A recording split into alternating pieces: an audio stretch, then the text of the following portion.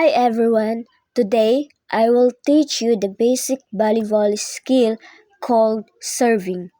Serving is used to start the game by sending the ball over the net to the opponent's side. So we have three types of serving.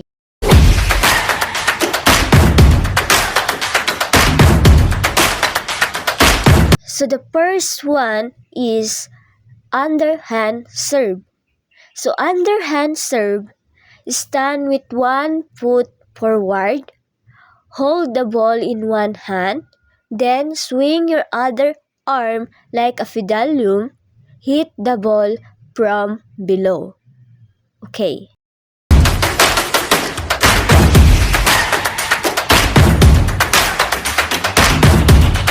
So the next one is the overhand serve. So the overhand serve is toss the ball slightly above your head, then hit it with your open hand using force like throwing. So kapag nagsaserve tayo ng bola, dapat hindi pwedeng tapakan yung white na line sa gilid.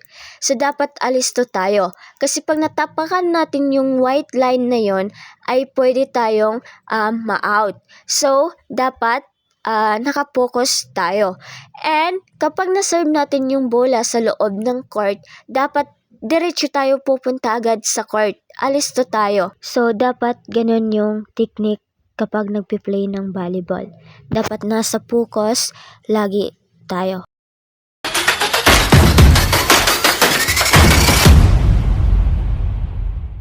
Lastly, we have the jump serve. This is the most powerful and advanced type of serve. In a jump serve, you toss the ball high in the air, then take a few steps forward, jump, and hit the ball while you are in the air. It is similar to a spike.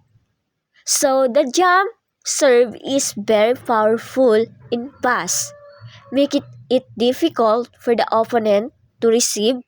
However, it is also the hardest to perform because it requires good timing, strength, and practice.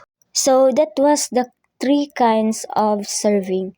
So remember that always keep your eyes on the ball, aim properly, and practice regularly to improve your serving skills. So thank you.